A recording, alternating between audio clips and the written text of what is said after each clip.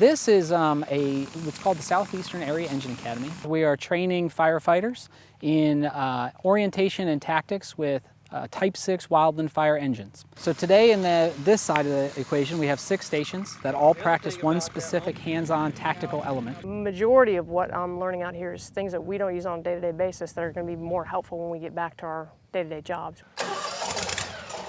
So this station practices deployment of a item called a hose pack. A hose pack is a set of hose pre-prescribed with nozzles and appliances and fittings ready to fight fire, shoved in a bag, and when you run with it, it spools out behind you. So when you reach the end, you have a nozzle and you have water and you can fight fire. Tactically, it's very hard to simulate large-scale, multi-vehicle, multi-agency things, but the best way to approximate that is on a large sand table. And we have this house that we want to protect. And we have trained instructors who facilitate a discussion based on what they're seeing on the table, and they can give them curveballs and make the students think through what they would do in a larger contextual setting. You got stationary hoselays up there and you got a 4th engine. What would you ask them to do? So the driving section is a way for us to instill communication and trust. We put them in a large vehicle that they usually don't drive. It's a 5-ton, it's a rather large military vehicle. How do you start this thing? We blacken all the windows and all they can see is directly forward. And those team members have to get that gentleman or lady to drive that rather large vehicle through a very tight T-course turn. So on fires it's loud, it's dirty, it's dusty, and a lot of times you can't hear each other. So finding a way to learn how to communicate with just your hands or just your facial expressions is a very large part of firefighting, believe it or not.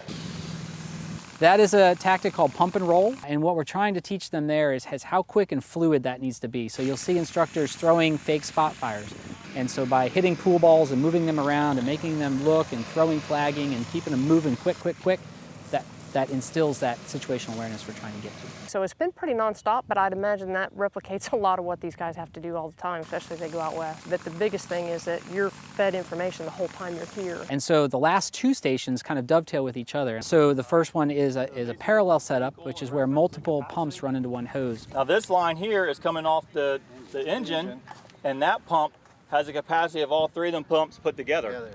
All right, so now we're coming into this. Now with all this volume of water coming through, we got to increase the size of the hose. And it's generally designed to create more water. So if what you need is a lot of water, you can tactically choose to set your pumps up this way. Likewise, there's an antithesis to that, which is called a series pump setup, which is where one pump flows into a second pump, and then the water comes out of that pump supercharged. As I dial it back, it'll give us a fog, and then it's going to kick into the 90-gallon a minute straight stream. And that's a setup for when you don't need a lot of water, but boy, it has to come out in a hurry.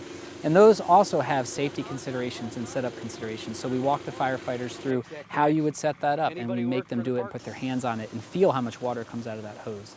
You show up, you're here for a week, there's a lot of camaraderie, a lot of bonding, and when you leave, you know a lot of different people throughout the state, throughout the Southeast, and you get a better understanding for how different people do the same job. I met new people I've never even met before from different backgrounds I've never even considered, and learned from them, and hopefully I can teach them something from our end.